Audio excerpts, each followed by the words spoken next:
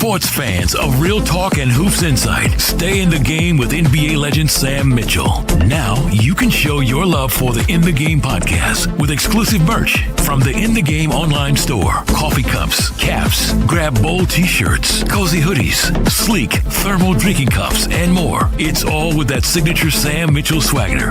Visit InTheGameStore.com today and get in the game with Sam Mitchell, because it's more than a show. It's a lifestyle on the In the Game Network.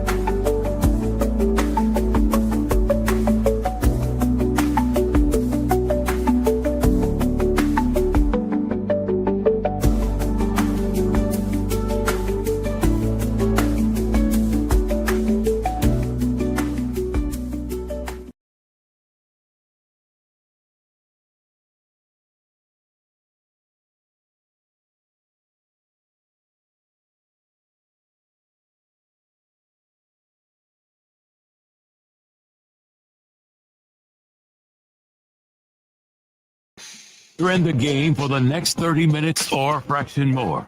Thousands all over the world are dressed out, and yet only one man is ready to start. He played with Garnett and the Minnesota Timberwolves, with a career that started with the Indiana Pacers, and earned the NBA Head Coach of the Year with the Toronto Raptors. You hear him on Sirius XM Radio and saw him on NBA TV. And now, get the buzzer ready.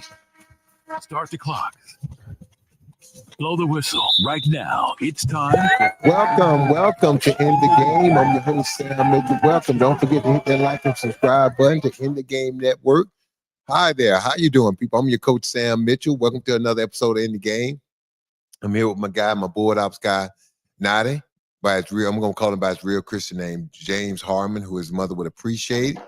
But here today, what are we going to talk about today? Also, don't forget again, hit that like and subscribe button. Also, don't forget, In the Game Network, every Monday, 1 p.m., the raw side of things with Sir Bam Bam, the raw side of things. Every Monday, and Sir Bam Bam gives you a different look at the things that are going on around us in today's society. But today, you know what we're going to talk about. You know what the buzz is on the street. For all the people, let me set the narrative. Shedeur Sanders is going to get to start the first preseason game. All the talking heads. It's a setup. They're setting him up. How do you start a guy who hasn't gotten first team reps, who hasn't gotten second team reps, who was getting third and fourth team reps? Shedeur Sanders on the quarterback depth chart is still listed after a great performance in week one, even though it's a preseason game. He's still listed as the fourth quarterback. And I kind of understand why the Browns are doing it. If I was the Browns, I would probably do the same thing. If I was the head coach, Kevin Stefanski, I would probably do the same thing, because what I need to do is lower the hype. What I need to do is take the air out of the ball. What I need to do is see how this young man is going to handle after everybody's kissing his butt, after everybody's praising him, like they should have, because he was strong. Look, let's set the narrative. I'm not going to say, Nadi, that Shedeur was set up, because anytime you're given an opportunity, it's on you to be prepared. I tell my son this all the time. You can only practice with the team for so many hours a day. What separates the good from the great and the good from making the team is what you do when no one's watching. Is what you do when you are alone. So to me, yes, Shedeur would have been set up. Is all he did is what the Cleveland Browns said he had to do for practice. If he showed up on time for his meetings, if he sat in there with the other quarterbacks and the coach and watched the film, if he went out on the floor and only took the reps that they handed him, if he didn't stay early, if he didn't come in early, from what I understand, Shedeur Sanders came in early, was one of the first to arrive in the building, and one of the last to leave, to the point to where he had a sore shoulder from throwing so much. How do you get a sore shoulder from throwing when you're getting fourth team and third team reps, when you're getting the fewest reps of all the quarterbacks? Let me tell you how. You come early and you stay late. Let me tell you how you don't look shook when you go out in the first preseason game, quote unquote, supposedly unprepared by the coach and the team. Think about some people. The coach's number one job is to prepare every player and their team to be ready to play. That's the coach's number one job, to prepare his team to play. There's a lot of people, and you can make the argument, because Shedeur didn't receive first and second team reps, he wasn't thoroughly prepared in their eyes. But let me tell you how you prepare yourself when the coach don't give you the reps, when there are no reps for you. You come in early, you stay late, but when no one's watching, you're watching film at home. You're in the playbook. You're advanced. And what I mean by advanced, even though the head coach or the offensive coordinator may have only given you this much of the playbook, I'm going to take it upon myself and learn that much. I saw a video with Bill Belichick talking about Randy Moss, who I know, who I had the fortune of living in the same area when I played with the Timberwolves. Randy Moss, everybody know how physically talented he was, but no one gave him credit for his intellect. Bill Belichick said the first day he met Randy Moss, the first thing Randy Moss asked for was the playbook.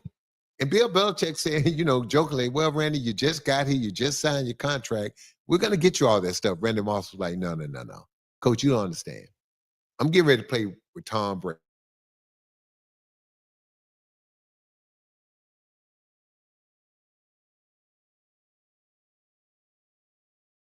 Understands that I'm going to be as well prepared as any receiver that he's ever thrown to, ever. So I need that playbook now so I can start studying, because I'm not going to go out on that field and embarrass myself. It don't matter what you say we're going to do in practice. It's what I do at home.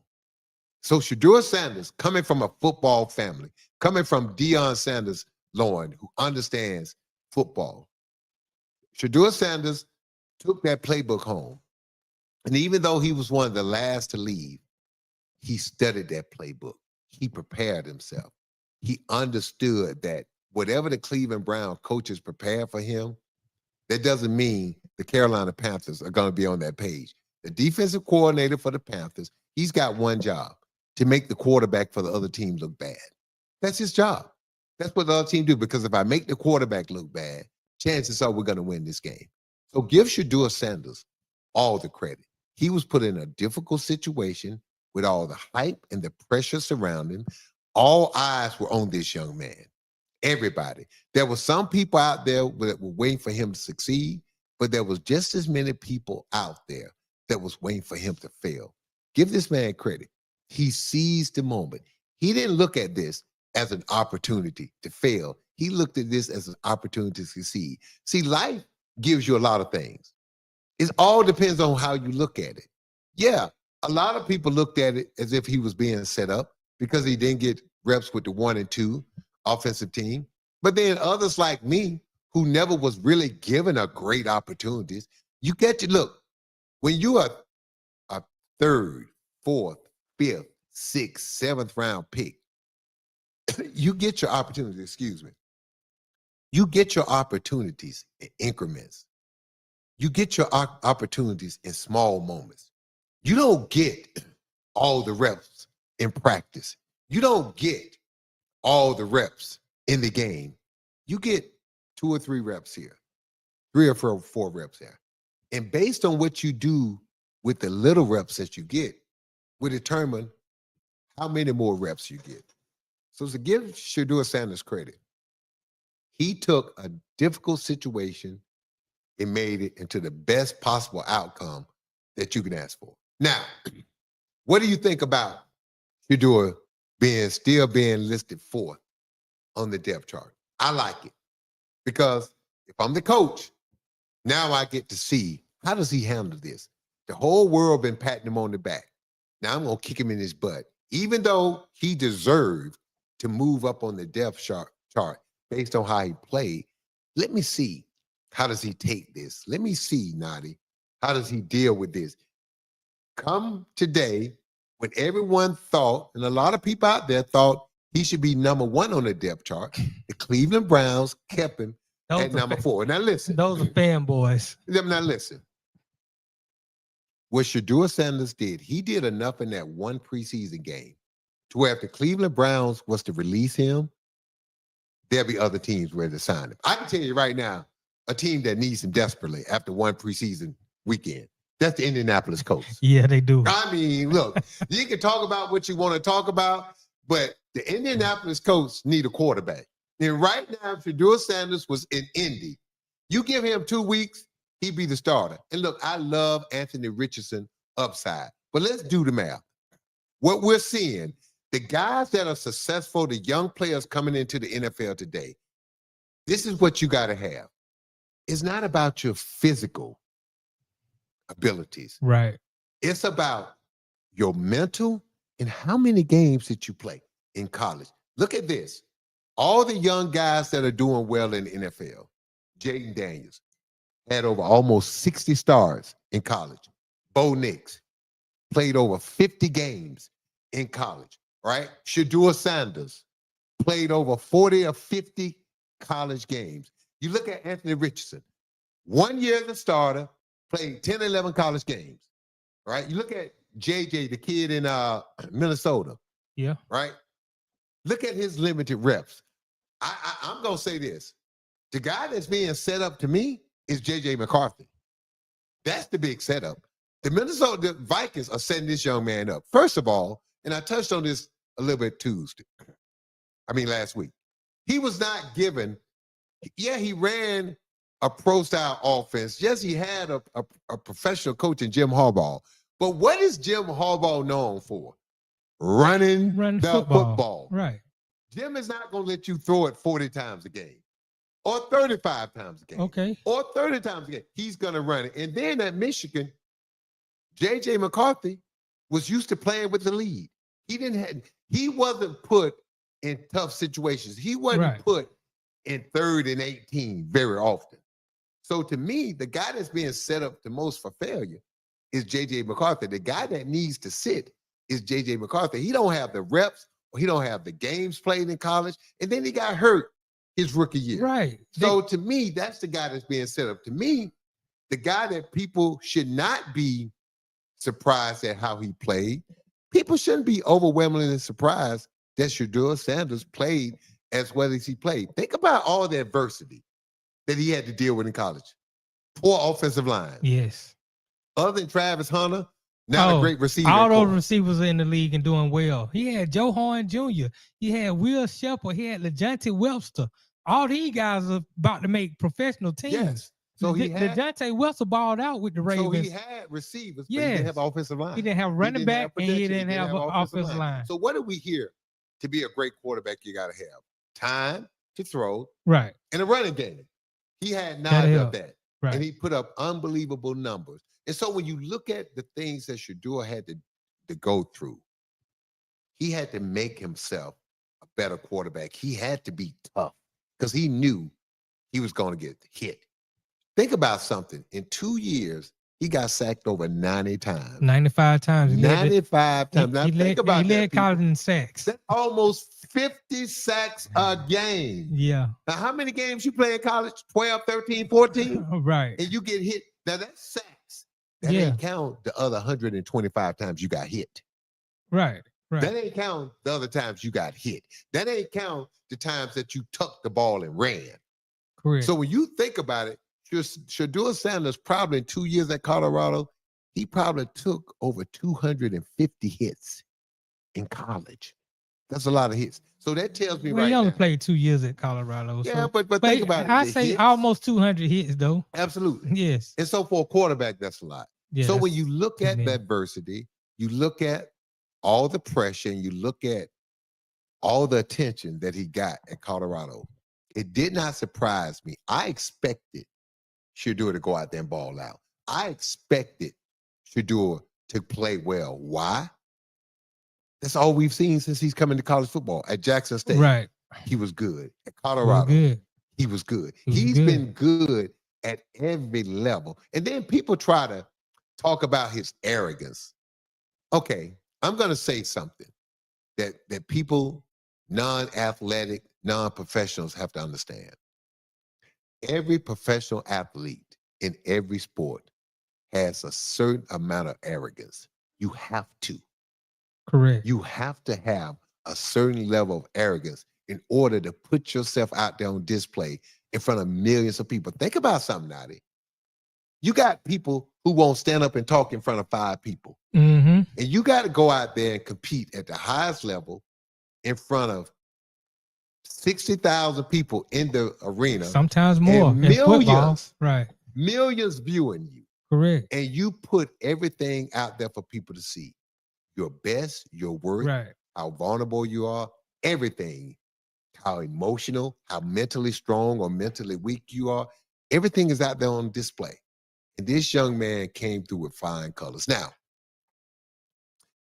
I'm going to ask you this. Why do you think the coach still has Shedeur listed as the 4th-string quarterback, even though clearly he's not? I mean, I don't agree with you saying clearly he's not. I mean, a lot of people are acting like he just played this great game. He was okay. I gave him a B-. Shedeur himself gave himself a C+. Because he missed some throws, he made some bad decisions, but now you know this, no one plays a perfect game. I agree. And under the circumstances, you have to admit, for a rookie playing his first game, a 5th-round pick, right, with all the pressure, who probably would not have even played in game 1 if the other 3 quarterbacks would not have been hurt. All right. Shedeur probably wouldn't have got any snaps in the first game if it wasn't for the other 3 quarterbacks being hurt. Therefore, not getting first-team reps, not being able to gel with those receivers. Hey, man, with all eyeballs on him, you got to give him credit. He showed up and showed out. I give him credit. I mean, like I said, he didn't play great, but he didn't play terrible. He did okay. He did enough to where come game 2 of the preseason, the pressure is on Dylan Gabriel because Kenny Pickett and Flacco have already been ruled out for the 2nd preseason game. They're going to start Dylan Gabriel. Dylan Gabriel has to go perform. Now, if Dylan Gabriel doesn't perform, now I boost Shedeur up because Shedeur will play in game 2. But I'm just saying, I'm looking at some more quarterbacks who played this weekend. Jackson Dart. Played well, man. Again. 12 of 19, 154 yards. Look at, 24 rushing yards. He had over 40 starts. Yeah. People in the SEC. Now, understand something. You can make an argument that the SEC is minor league football. Right. I agree. The SEC. Look, man, you can say that a third of the players that play in the SEC are not, if not more, all end up playing in the NFL. Right. So Jackson Dart had over 4. Not only that, he had an NFL coach in Lane Kiffin. Yes, he did. That ran an NFL offense. Right. So that doesn't, again, when you look at what's happening in college football, especially at the quarterback position, the guys that seem to have 40-plus stars are doing well. Who else? Name the other rookies. Well, I'm just saying, Jackson Dart played Jackson well. Dart played well, and he's the guy who I actually had.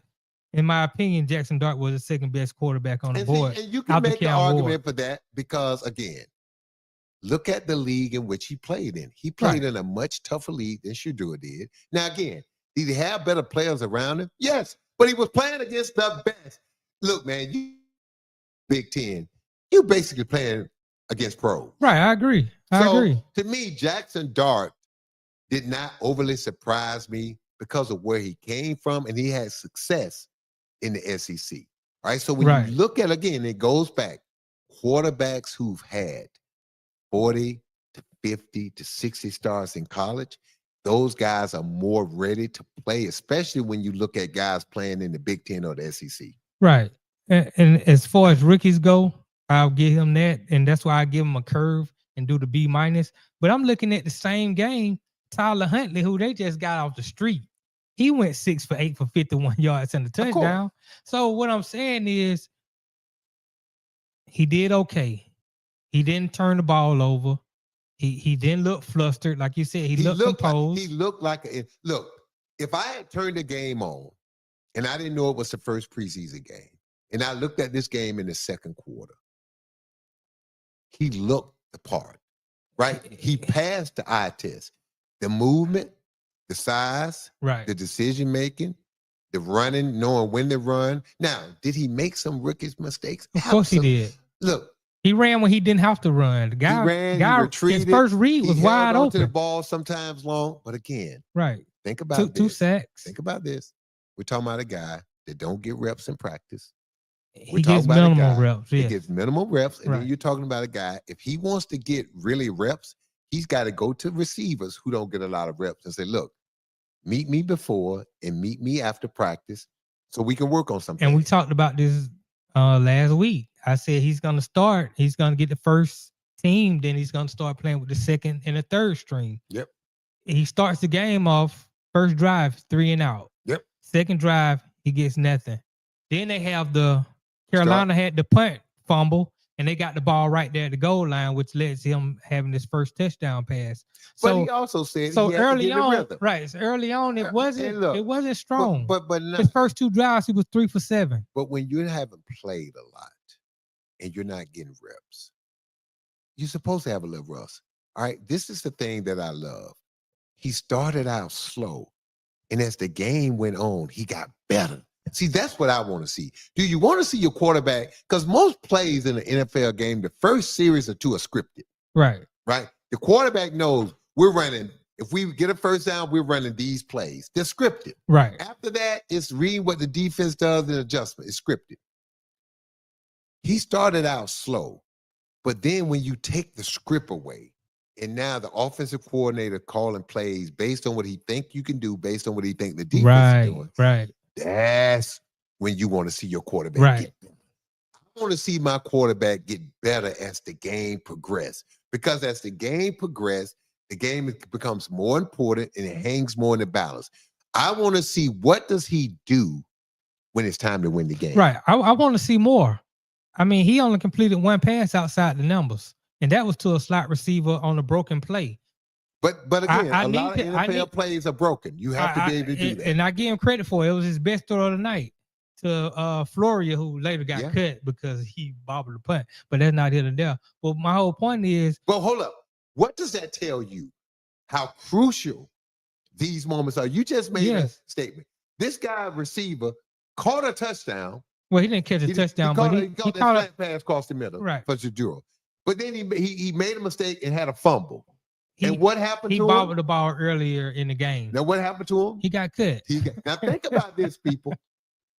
That's what people don't understand. He pulled a hamstring, too, got cut. If Shedeur Sanders goes out there and plays bad, right, he could have got cut. He could have got cut. I agree. That's so what Shedeur Sanders did, he did enough to stay on the team, to get per diem, to fight another day. He passed the test. And as a athlete who's a 3rd round pick, all I wanted to do every day that the coach didn't call me in the office and tell me bring my playbook was a win for me. And that's how I looked at it. Oh, it definitely was a win. I didn't look at it as if the cut date such and such and I need to be on team by then. No. Every day after practice, I call my mother at night. I say, Mama, they invited me back for one more day. Right. And every day I was there, I felt like I had a chance. The time you don't have a chance is when you're not there. Right. So I commend him because first of all, he could have just been so out of it.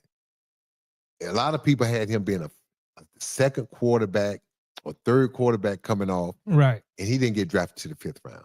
That right there could have crushed most weak people. It could have. So look at what he started with. Then he gets drafted by the Cleveland Browns. And then in the 3rd round, they take Dylan Gabriel, a 5'9" quarterback that a lot of people think don't have the NFL skill set, much less the size. Right. So this guy goes before you. And then you get to camp, you don't get reps. You're the 4th string quarterback. And then you're not even supposed to play. But let me tell you how things work out. Joe Flacco, Kenny Pickett, and Dylan Gabriel. Not only do they all get hurt, they all have a hamstring injury. Well, Joe Flacco is a veteran. He wasn't going to play. He wasn't going to play.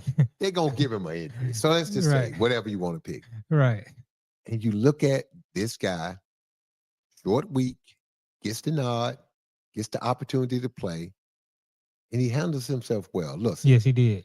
He's earned the right to get first team reps because I would assume. Well, I don't know about that. Listen to my point. If Joe Flacco is not going to play, right, and Kenny Pickett's not going to play. He's not going to play this Well, week. you got to give Shedeur some first team reps because I would say, yeah. I would say this. Dylan Gabriel is going to play the first half and probably a couple of series into the 3rd quarter. And then I would assume Shedeur Sanders will get the rest of the game. Get the rest of the game. It's going to be important for Shaq. See, I think what Kevin Stefanski did is helped him. This is why.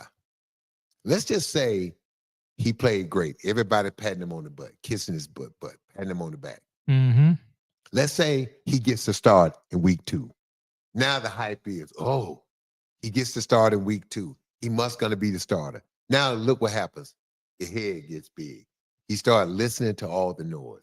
Right. Guess what the coach did? Oh, you think you played great? Guess what? Joe Flacco's still our number 1. Yeah. Number 2. Oh, by the way, we drafted this guy Dylan ahead of you in the 3rd round. So guess what, Shedeur? You're still number 4. Right. I love that. Because I like guess what? He should be upset. He should be more focused. He should understand that nothing's going to be given to him. And that if he wants this job, he's going to have to go take it. Exactly. He's going to have to be so much better. And that's good. And if I'm the coach, I wanted to think that. Because once he takes it, it's going to be like Tom Brady. And this is what I love. This is what I like about Shedeur. Who's his favorite player? Tom Brady. It's not Josh Allen. You know why? I can't be Josh Allen. I'm not 6'5", 245. I can't play like Josh Allen. It's not Lamar Jackson. Why? I'm not super fast. I'm not a fast twitch muscles. I don't have a cannon for an arm. I can't run and break players down. I'm not Patrick Mahomes. I don't have a cannon for an arm. I don't have a size. I don't have this. But I can be Tom Brady. Yes, you can. Tom Brady was slow. Yep. Unathletic. Yeah. Had more of a dad bod. Yes, he did. What separated Tom Brady was not from the neck on down. It was from the neck on up. Mm-hmm. I can be as good as Tom Brady at the pre-snap where I walk up to the line and I can dissect what the defense is doing. I can be Tom Brady quick enough to sidestep the rush, step up in the pocket, buy more time. I can do that. I don't have to be Lamar Jackson to do that. I can be Tom Brady that runs in case of emergency. Look, we saw Shedeur do that. He's a better athlete than what people thought. Hey, man, look, I don't have to be able to outrun guys for 100 yards. All I need to do is when I'm forced to run, to be able to get to that stick. If it's 2 yards, get 2.5. If it's 3 yards, get 3.5. If it's 10 yards, get 10 yards and 1 inch. Right. That's all I need to be able to do to be a successful quarterback. And this is what I love. The greatest quarterback that we know of who wasn't the best athlete. He wasn't. Didn't have the strongest arm. Nope. Didn't have the quickest feet, but he had the intellect. Yes, he did. And the fact that Shedeur Sanders picked Tom Brady as his favorite player and the best player to imitate his game after, tells me everything you need to know about that young man. Look, we've kind of gone long now. We got to take a break and pay some bills. But when we come back, we're going to finish this Shedeur Sanders talk. And then we're going to have some more football talk. We're going to talk about the court case. I think people have forgot years and years ago, the NFL, correct me if I'm wrong now, they released some emails. They did. Some personal emails that John Gruden had written to, I think at the time, the president of the Washington, at the time Redskins, but the Washington Commanders. Yeah. So they had some private communication. The NFL released them, and now we just got a ruling from the Nevada Supreme Court on John Gruden and his case. So listen, you listen to End the Game. Don't forget to hit the like and subscribe button. We'll be right back with more stuff.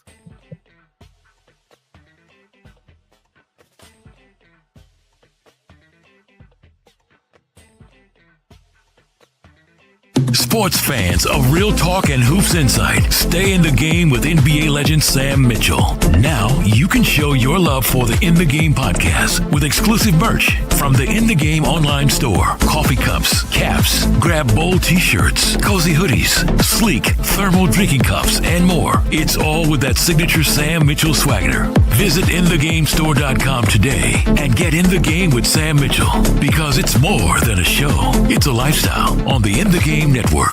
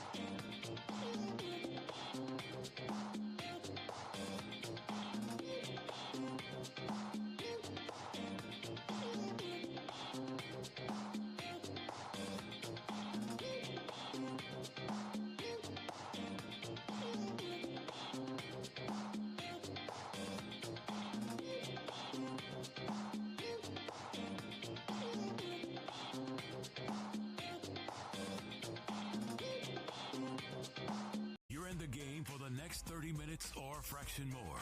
Thousands all over the world are dressed out, and yet only one man is ready to start. He played. All right. In the Game with former NBA coach Sam Mitchell is taking a break. We'll be back in less than 2 left. And we're back on the In the Game Network with Coach Sam Mitchell. Welcome back to the show. Welcome back to In the Game. I'm your host, Sam Mitchell. And as we teased, we talked about finishing up the conversation about Shedeur Sanders. Look, I'm okay with him still being fourth on the depth chart. I'm okay with, as the Cleveland Browns continue to put him in situations where you get to see how he reacts to things. It's a humbling experience when you walk in after playing an unbelievable game and getting all this praise, and you walk in the locker room, in the training room, and you look at the depth chart, and you're still number 4. And I love that, because if he's the young man that he's proven to be thus far, and that I think he is, he's going to use that as motivation and still understand. To your point, Nadi, I just been okay. I can play a lot better. I can be a lot better. And I think Kevin Stefanski is doing the right thing. I think, look, the coach is not stupid. He's been around the NFL a long time. Right. He saw some things in Shedeur that he ain't seen in most rookies. He that was play the once way he coach played. of the year. Exactly. So he understands. And I'm the person that believe that he should have been given another chance. I think Steven Stefanski is a good coach. I think he understands offense. And I think a lot of times in coaching and organizations in basketball, football, and baseball, they're too quick to pull the trigger on a manager or a head coach because of what the fans think. Right. You have to understand there's a process in winning.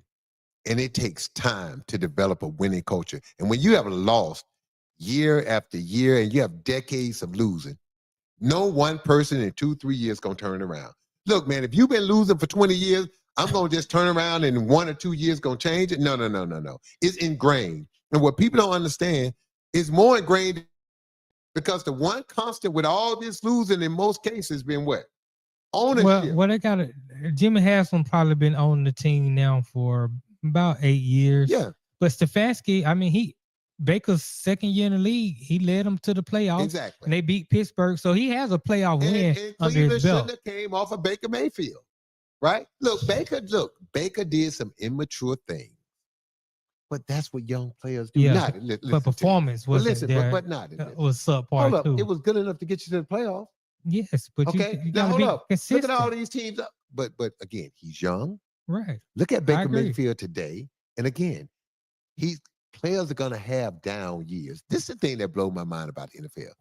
That like when a quarterback has a bad year, he's done. Everybody has a bad season. No one's gonna play great every year, every game. I agree. It happens. And then you're going through things, different things, on and off the field. And so look at where Baker Mayfield now. Think about this. Baker Mayfield now is considered one of the top 10 best quarterbacks in the NFL. I wouldn't put him top 10, but a lot of people do. He's a top 12, 15. He's a top 12, 15 if you're quarterback. top 15, that means you're better than the other half of the league. Yes, that means you're pretty darn good. I agree. Okay, and he's on his fourth team now. Yeah, but it took that for people to realize, and it took that for him to mature. So again, we in management jumped the gun. I'm going to say this. They went and got Deshaun Watson. Look, who at the time was an MVP candidate who was as good as anybody in the league. Right. So that goes to show you when your head ain't on right. Right. Your game ain't I on read reports earlier that Deshaun Watson is working out and he's rehabbing and he's scheduled to be back at some point during the season. But this is the what question, call do you make? Well, look, he's under contract. If he's ready to play, if I think he's my best option, yeah, but this is the thing with Deshaun Watson. Can you trust him? Do you feel like you have confidence in him? Has the team, it's not about has the coaches moved on, has his teammates moved on? Out of sight, out of mind. I agree. The best ability is availability. And when you put yourself in position to do the things that you've done off the field, to take you off the field, and then injuries have kept you off the field, and then some of the dumb things we've seen him do while he was rehabbing that torn Achilles, out the other things that we saw him doing. You know what that plants in people's mind? That you're not ready for this, that this is not the most important thing. And so when you're the quarterback, hey man, during the season, it got to be 24/7. Right. You don't get a break. And so the biggest thing is not about whether Deshaun Watson can he play or not. The question is, do the owner, do the coaches, do the players, and do the fans, do they want Deshaun Watson back in the building? Well, are they tired of him? Do you eat the rest of that salary? Yeah. Look, think about what we've seen. Look what Sean Payton did with Russell Wilson. Right, he ate it. He ate it. Everybody them, oh, you can't do that. Okay, he ate it. They drafted a young quarterback. Look how things turned out. They made the playoffs. Now Denver has one of the better rosters in the AFC. Now people are saying the Denver Broncos could be one of those teams to come out. So for all the doom and gloom that you eat Russell Wilson contract, worked out fine for Denver. So if you look at Cleveland right now, if they eat it, Shedeur Sanders might be the quarterback that they found in the 5th round. And guess what? Cleveland, and this is what's crazy. But see, this is what people need to understand. You don't want if let's say you want Shedeur to be that dude to win the job. You don't want Shedeur to go 12-5. No. You got 2 first-round picks. It's undetermined what those picks can be. So think about it from this standpoint. Let's say Shedeur proves he's an NFL starting quarterback. And let's say the Browns win 6 games. Mm-hmm. But Shedeur put up good numbers to prove, you know what? He's ready. And let's say with 6 wins, we still have the number 1 pick. One of those first-round picks still turn out to be number 1. And we have another top 10 pick or top 15 pick. Now, if we don't need a quarterback, and for all those teams that do, we just talked about the Indianapolis Colts and all these other teams that need quarterbacks. Guess what I can now do in a class where everybody thinks this quarterback class is deeper? Guess what I can do with Cleveland now with that pick? I can trade it. Yeah. So I can trade that pick. I can get 2 or 3 young players and 2 or 3 more picks. So now think about this. I can set myself up in next year's draft where I can have an abundance of high picks and future first-round picks if I don't need to use those 2 first-round picks to get a quarterback, right, if Shedeur Sanders works out. So think about if you're the Cleveland Browns.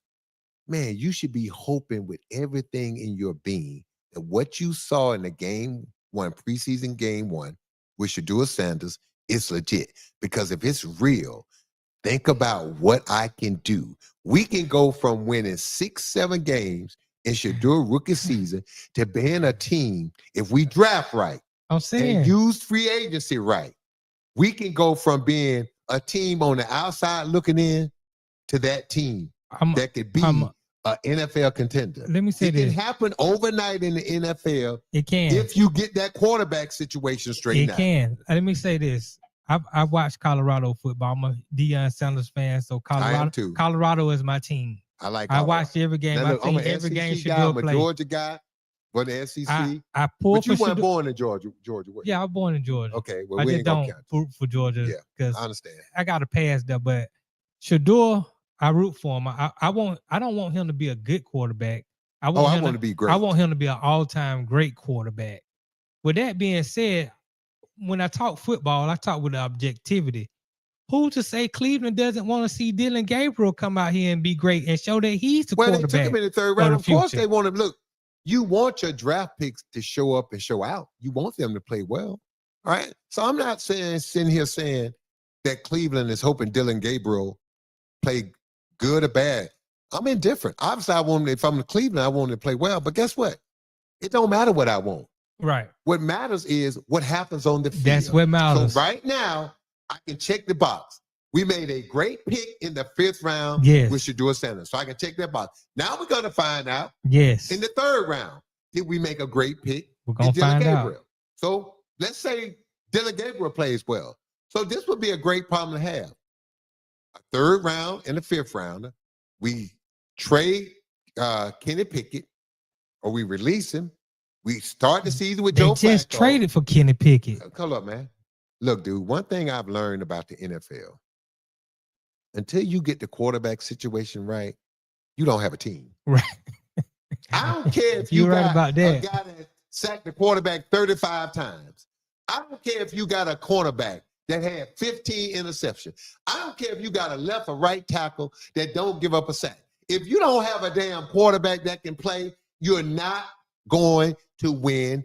Now, let me phrase that. We've seen teams win Super Bowls with average quarterback play. We've seen it. We saw the Baltimore Ravens do it. We've seen other teams do it. But it don't happen often. No, you got to have a top 3 defense. You gotta have an all-time great defense. And he better be a great game manager. Yes. So there's still some things. So that being said, of course, if you're Cleveland, the best scenario for Cleveland would be for Gabriel and Shedeur to continue to play well, for Joe Flacco to start the season, and then at some point to turn it over to either Dylan or Shedeur. Right. I agree. Let those guys, so you can see, because at some point, even with Joe Flacco, you need to turn it over to those young guys and let them get reps and let them, and look, this year for Cleveland is finding out, do we have a quarterback on the roster? Correct. We know we got a defense. We know we got Miles. We know we got defenders. What we need to find out, do we have a quarterback? And if we got one, then we can start thinking, what to do with those 2 first-round picks and how to build out the rest of our roster and make ourselves a legit playoff team and a contender. But if we don't have a quarterback, then we got the 2 picks and need to figure that out. So this year is all about one thing in Cleveland, figuring out the quarterback situation. And that's period. And that's where I sort of disagree with you, because you can't waste another year of Myles Garrett. You can't waste another year of Denzel Ward. These guys want to win now. That's why they brought Flacco in. They want to win now. Okay. Now, I agree with you. That's a problem. So you're going to put a 40-year-old statue back there. For this 1 year? Okay. Because they're trying to win now. Okay. Let me ask you a question. But I agree with your assessment. I'm just looking at how Cleveland looking at it. What are the odds that Joe Flacco going to finish the season upright? He fought it. I don't. And he wasn't the most. I give him a 15% chance. There you go. When he was 30, he wasn't the most elusive guy. Right. And this is the problem too with them older quarterbacks, them tough guys. They stand in there and take licks. Yes. And you know the NFL. When you get old, people used to. I say this all the time. The older you get, the less you want to get hit. Right. In any sport. When I got into my late 30s, 38, 39, I'm still playing.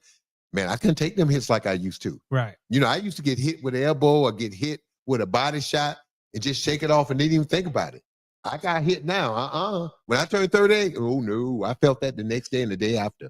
So older quarterbacks don't want to get hit. I only say that as to say that no matter how good Shedeur or Dylan Gabriel perform, they're not going to cut Joe Flacco unless these guys perform so well that they believe that they can help this team win right now. Start the season, the first 4 or 5 games, and then you can start divvying up the minutes and playing time to those guys based on what they do in practice, based on what they do. But to me, this is what this should be about the rest of the preseason. Who's going to be Joe Flacco backup? And who's going to get the first nod when you decide to sit him or you decide to give him a game off? Right. See, if I was used this season, look, Myles Garrett is fine. Mm-hmm. He's the highest paid non-quarterback in the league right now. Right. He ain't unhappy. No, he getting his cheddar and his cheese. So he's okay. So look, and Myles Garrett understand this. We're not wasting a season.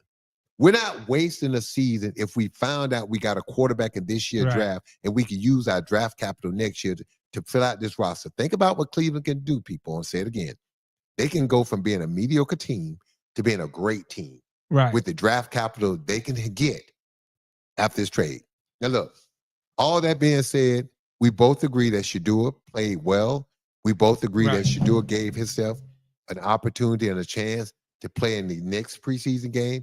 And we also agree that Shedeur Sanders gave himself an opportunity to be in the conversation of making the Cleveland Browns team. Now, based on what he does going forward, that's going to be the conversation. Does he deserve to start or not? Right. If I'm Cleveland, I'm already on the phone with Indianapolis coach and I got a quarterback problem. Which one of these guys are you willing to take off my hands? Probably if you're Indy, you would take Joe Flacco. He just came from Indy. But I know, but you would take him back. You might be right. Or Kenny Pickett for this reason. Right. I'm still not ready to give up on that young quarterback I took early, Anthony Richardson. It's too much talent there. I'm ready to give up on him. Did you see him perform the first game? But I've seen flashes of him. He's good throwing the deep ball. Look, man. But we also see him bow out of a game. You cannot give up on a guy with his talent that played 10 games in college.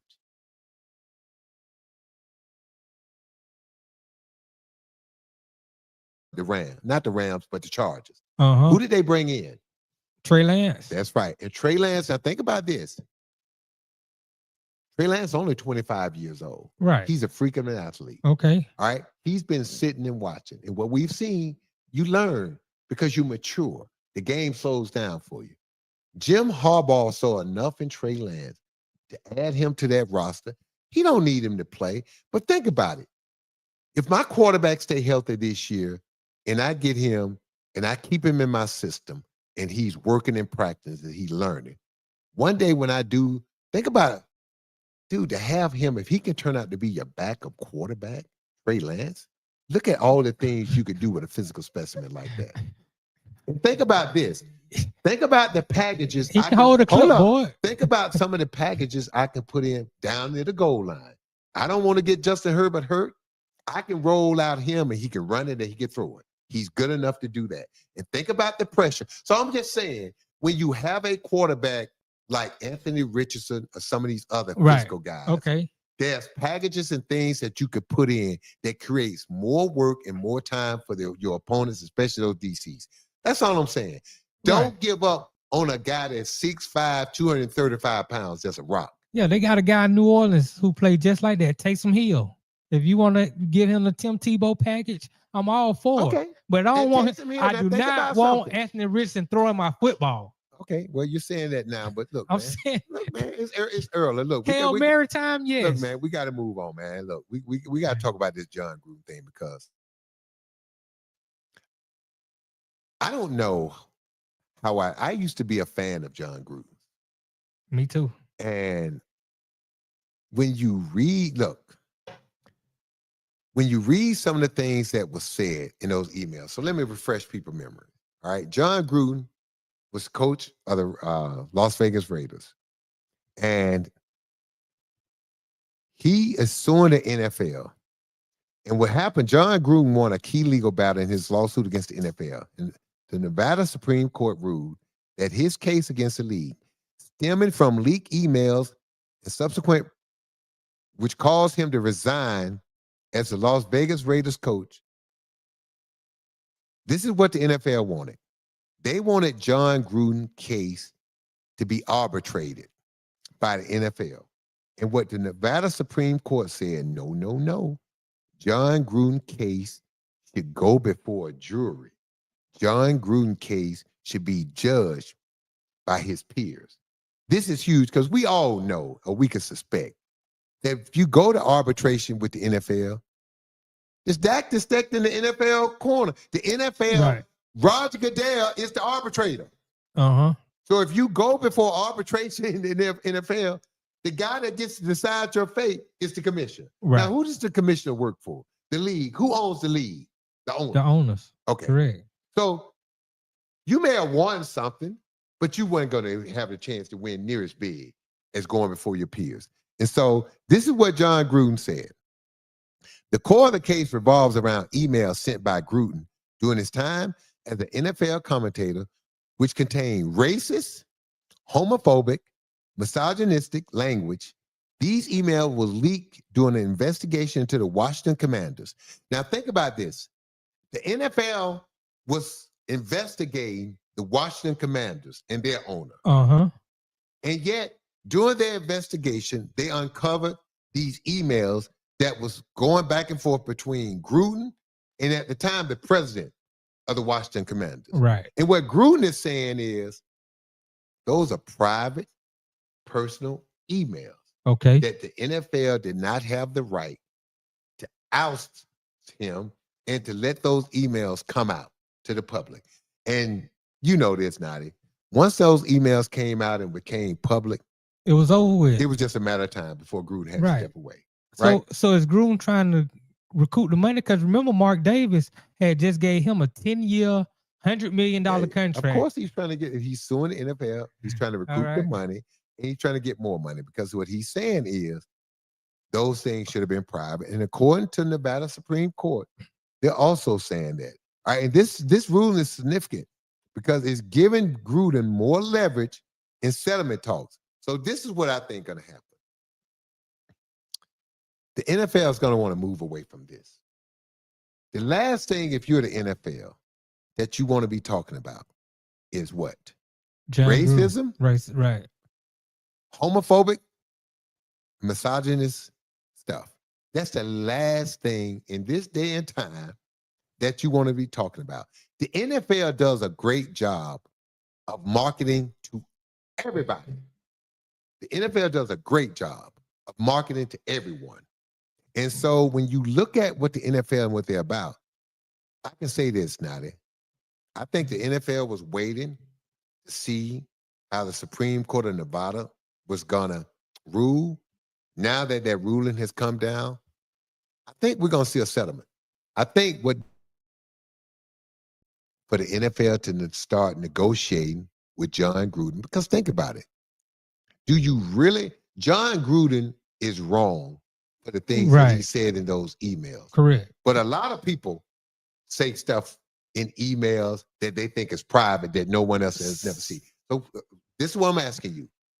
Put yourself in the shoes of one of those jurors.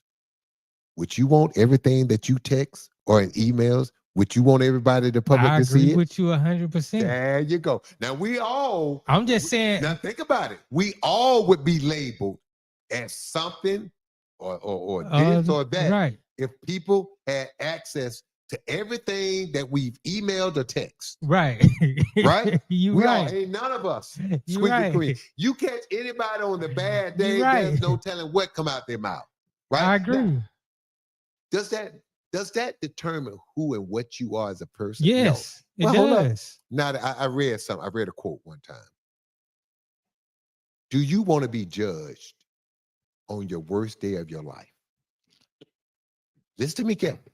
Do you want people to make an opinion and judge you? Or do you want God to judge you based on the worst day of your life? We've all had some bad days. We've all said and done some things that we wish we could take it back. Now listen, what may be different in John Gruden, this was a collection of emails. This not Right. This not one email. That's this who was, he is. This was a collection. Look, man, I don't know what's in the man's heart. I do. Those Okay. emails told you what was in his heart.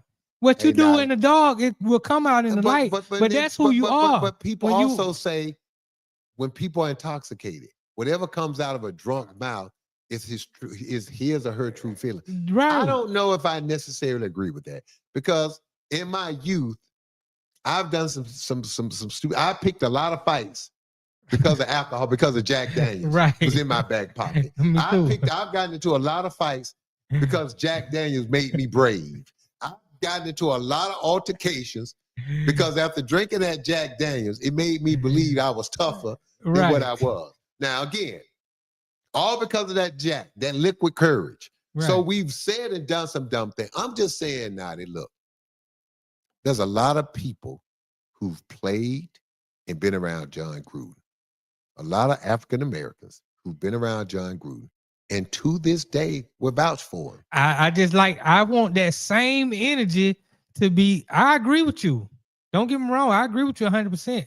I just want that same energy and consistency to be used for Donald Trump and the Epstein files and all this. I agree, but listen, but this is not about John Gruden as a person. We all have a right to feel how we feel about him. To me, the question is, did the NFL or does anyone have the right to show your private emails? I don't think so. I don't believe so. That's the case. I agree. So if that being said, and you agree with that, John Gruden is in a pretty good position. Think about this. Look, let's go back. Look what happened to the owner of the Los Angeles Clippers. Oh yeah. When he that phone call. That phone call. Right. Okay. Which was supposed to be in private, but she recorded. There you go. Again. He lost the team. He had forced to sell his team. Yes. Again. Got $2 billion, but yeah, he got paid now. He got paid for losing the team. Right. But again, if you're already rich, what's an extra $2 billion going to do for me if I'm already a billionaire? Right. It's not going to change my life. That's what people don't understand. It's not going to change my life. Right. Let me tell you what it does. It's more of a headache because now I got to figure out how to avoid the taxes. Right. Now I got to figure out how to pay the least amount of taxes. Right. When I own my team, that became my identity. Think about something. The Clipper owner, filthy rich, owned all these businesses. But very few people knew who he was until he did what? Until he bought the Clippers. Right. He was just another billionaire. Mm-hmm. No one knew who he was until he bought the Clippers. Right. He wasn't even important to people until he bought the Clippers. No one ever shined a camera on him until he bought the Clippers. Right. So even though he was a billionaire, one of the richest men in the world, very few people knew who he was until he bought the Clippers. So owning a professional sport team brings you a lot of notoriety, right? It puts you on the forefront. I'm just saying, Nadi, we as people have to have a certain amount of right to privacy. I agree. And look, I'm not saying I agree with John Gruden. I don't. What he did, what he said in those emails, was despicable. Yes. To be a coach, I'm going to say this. I don't know how many gay players in Major League Baseball, Right. in the NFL, in the National Basketball Association, or in hockey. But I do know this. I'm smart enough to understand the law of averages. Mm-hmm. If it's, let's say, if you looked at all the Major League players, all the hockey players, all the NBA players, all the NFL players, let's just say a rough estimate. Let's just say 2,500 players in all those sports. Right. That's Out of 2,500 people, a certain percentage is going to be gay. right. That's just the law. That's just the numbers, people. We're Right. just talking numbers. So for me, as a coach, what you say does matter. Because when you make certain statements, you don't know deep down who that person is you're talking to. Right. You don't know deep down family members that are close to that person. Mm-hmm. So that's why it's important as a coach. You don't put yourself in a situation where people think that you're racist. People think you're homophobic. People think you're misogynist. You don't want to put yourself in that situation. I hear John Gruden wants to coach again. Look, Nadi, this is America. Somebody gonna give him a job. No, nobody should give him a Listen job. to me carefully. He should win the settlement, but He nobody may should not give him a get job. an NFL job, but you're telling me some college that ain't never won, some college that has no track record, that somebody out there is going to give John Gruden a chance. Think about it. And then think about it. Let's go a step further. If you're a college in a good conference that ain't never won, and John Gruden gets $80 million settlement, wow. Wouldn't it be nice to hire a coach to bring his own NIL money to the table? Do I got to have black players on this team? If you plan on winning. Well, then I don't want John Gruden to be my head coach. Now, let me give And you don't get me wrong, I know there's a lot of people. Hold up, let me give you a history lesson. How long it took the SEC before they allowed black players to play? It took a long time. I think Hold up. Alabama the first. Hold up. What changed their mind? When USC came down to Alabama, Tuscaloosa, Right. and Bear Bryant, who wanted to recruit African American, but his boosters was like, no. Bear Bryant said, okay. He called up the coach at USC. The coach, I need you to do me a favor. I need you to come to Tuscaloosa, Alabama and play a game.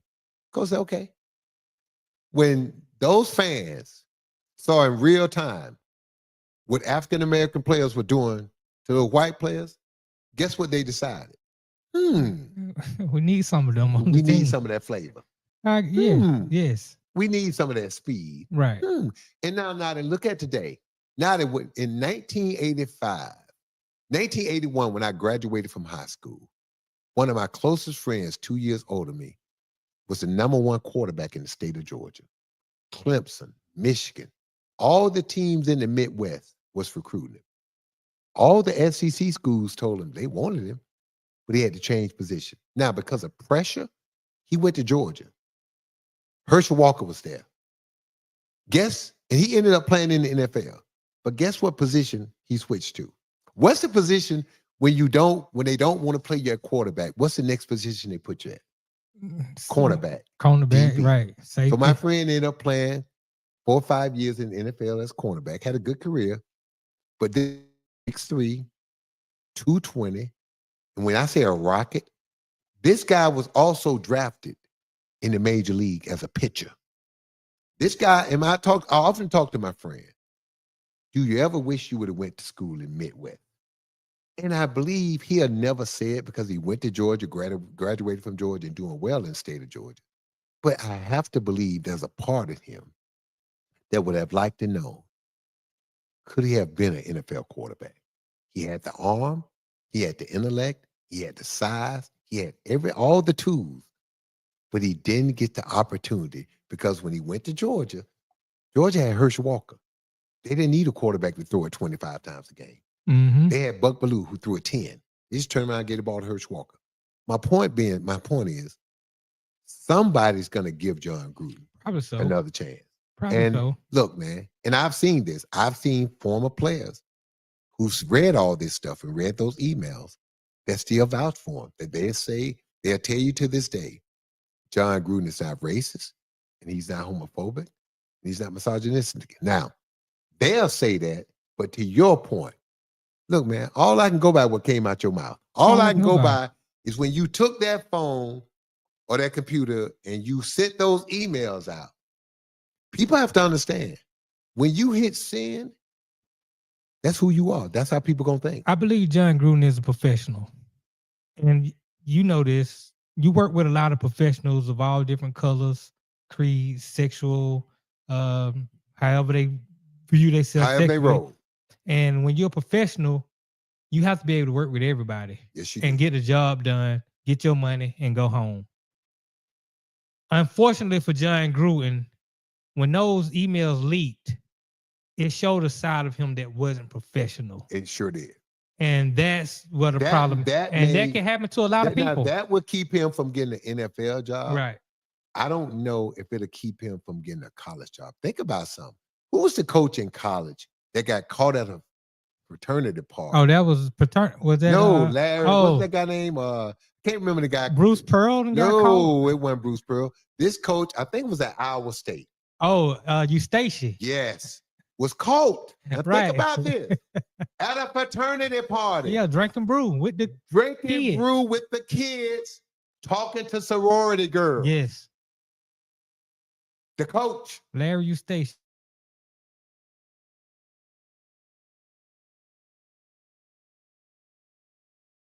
On the back of the motorcycle, crashed and ran off. Now it was what was the guy? It wasn't Paterno, it was Petrino. Bobby Petrino. Bobby Petrino. Say it right now. You can't be called. You're right. Bobby Petrino. And that's apology to Paterno.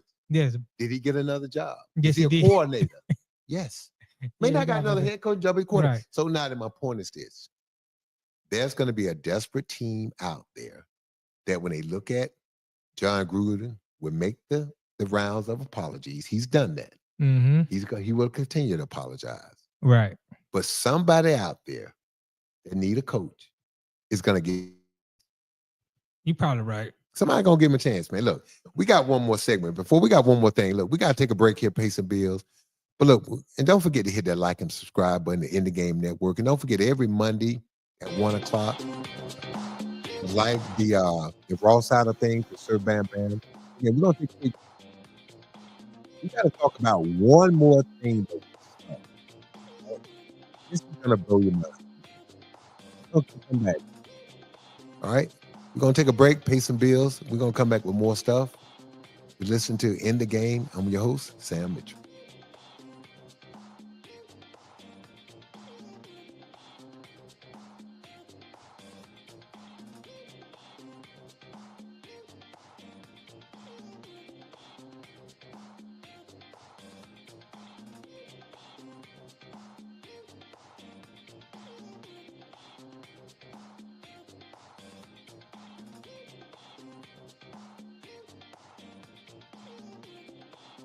Sports fans of Real Talk and Hoops Insight, stay in the game with NBA legend Sam Mitchell. Now you can show your love for the In the Game podcast with exclusive merch from the In the Game online store. Coffee cups, caps, grab bold t-shirts, cozy hoodies, sleek thermal drinking cups, and more. It's all with that signature Sam Mitchell swagger. Visit InTheGameStore.com today and get in the game with Sam Mitchell, because it's more than a show. It's a lifestyle on the In the Game Network.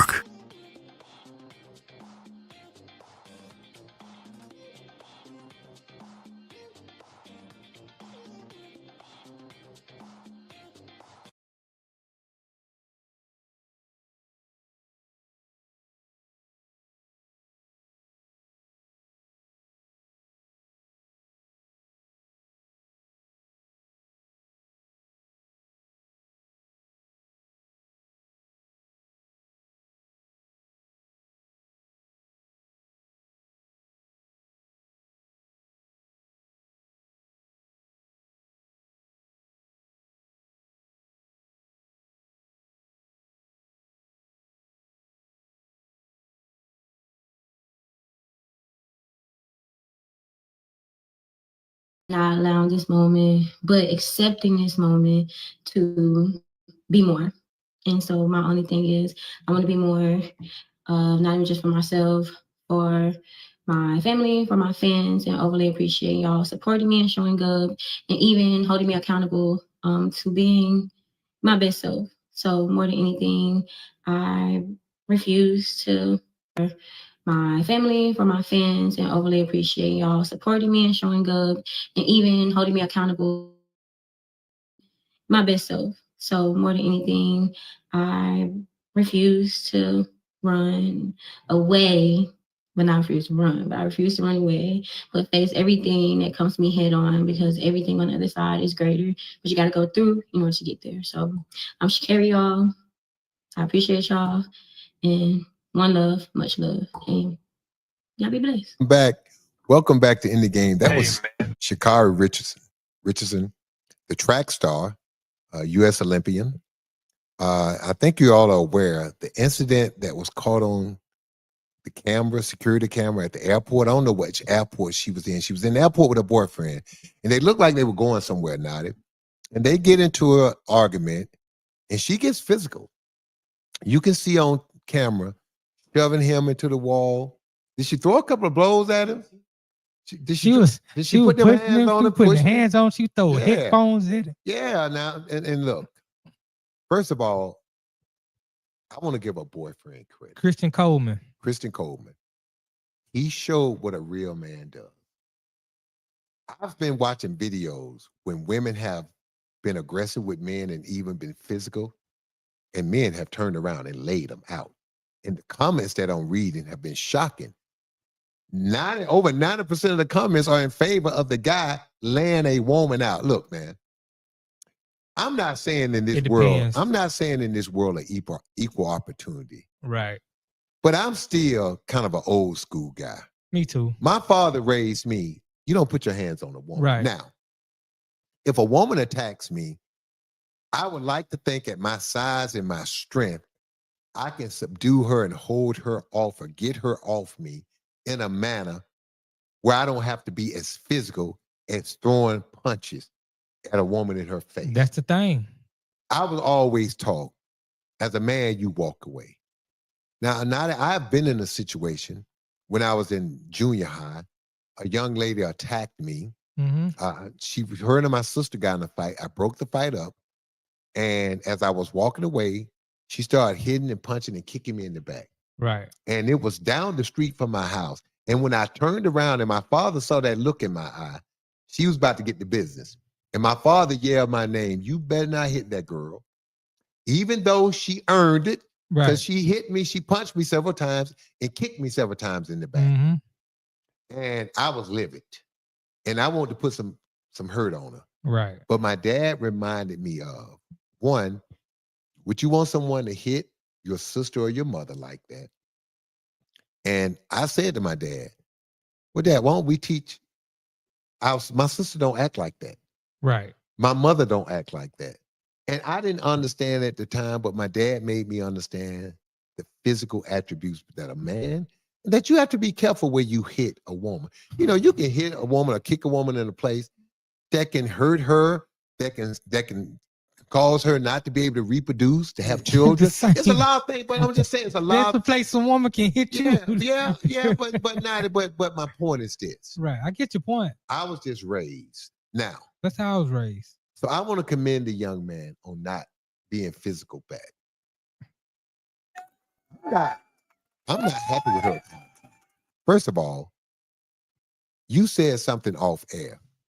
The manner in which you mess up is the manner in which you need to make up. You did this publicly to your boyfriend. To call him your friend or someone you care deeply for? No. Right. Why don't you call him by name? First of all, I want to apologize to my boyfriend, who I care for deeply, who I love deeply. To do that to him, for that to be caught on video, it's embarrassing. It was none of that in that Second, statement. I want to thank him for showing his true love for me and patience for not knocking me out. Right. Because he could have laid me out. And there's nothing I or anyone else could have done about it because I was wrong. So that's, I would have liked to have heard, to hear her start with that. Right. And then last but not least, She did take accountability for her actions, but I just felt like she doesn't understand what she did to this young man. She took a lot of people could say she tried to take his man. I don't even think she took accountability. I mean, yes, she had a half-hearted Apology. statement. It wasn't even an apology because she never one time said, And she kept talking about her. No, don't get me wrong. She did send out a tweet that said, I apologize to Christian. He came into my life and gave me more than a relationship, but greater understanding of unconditional love. From what I've experienced in my past, due to my past trauma and pain, I was blind and blocked off to not only receive it, but give it. I love him, and to him, I can't apologize enough. My apology should be just as loud as my actions, honestly louder. To Christian, I love you. I'm sorry. All right, don't type that.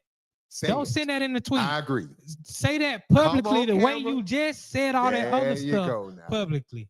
That's my only thing. If look, the same manner in which you mess up is the same manner in which you have to make up and fix it up. And what I mean by that, if you embarrass me in public, that means your apology needs to be two. It needs to be private, right, one-on-one, and then these public. Before we go now, I'll give you a quick case. As a coach of the Raptors, I went after one of my players who was sitting on the bench. I felt like he didn't work hard. I felt like at 6'11", 250, he had an opportunity to make us a physical, better basketball team, and he didn't. So I called the guy out publicly. Okay. Wayne Emery made me understand, even though I was right in my frustration, I was wrong in the way that I did it. Mm-hmm. I called the player into my office, sat him down, and I apologized. And I apologized to him. And then when we walked out on the floor, walked out on practice, I called the team in. I apologized to him again in front of the team. Then after practice, when the media scrum came around, guess what else I did? I apologized to him, to the media. And he came to my office. He said, Coach, I'm cool. You don't apologize to me. I said, young man, the manner in which I made the mistake is the manner in which I need to correct it. I said, I owed you a private apology, man to man. I owed you an apology among your teammates because it's important that they know that I'm sorry. It's important that they also know and understand that I apologize and it was heartfelt and I meant it. At least I called you out publicly to the media, which was wrong. Therefore, I needed to apologize in the same manner in which I called you out. I needed to make just as much noise in my apology as I did in hurting your feelings and taking a shot at you.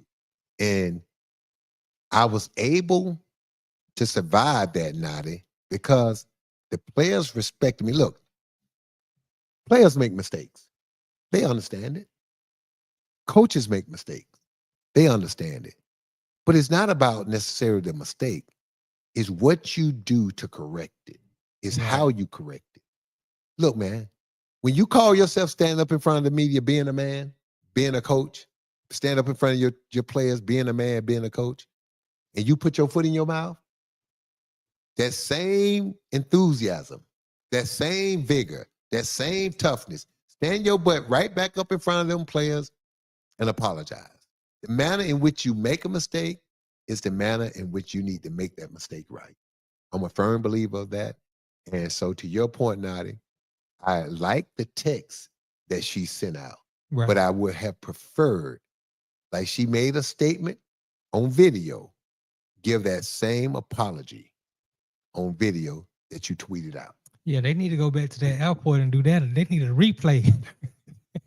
Now that's going a little too far. I don't know if I want to do all that, but I do agree with you now that it could be done. Listen, man, we got to go now. We had a great show today. Don't forget to hit that like and subscribe. And don't forget every Monday at 1 o'clock. The lighter side, the raw side of things with Sir Bam Bam. You've been listening to Sam Mitchell, your coach, In the Game Network.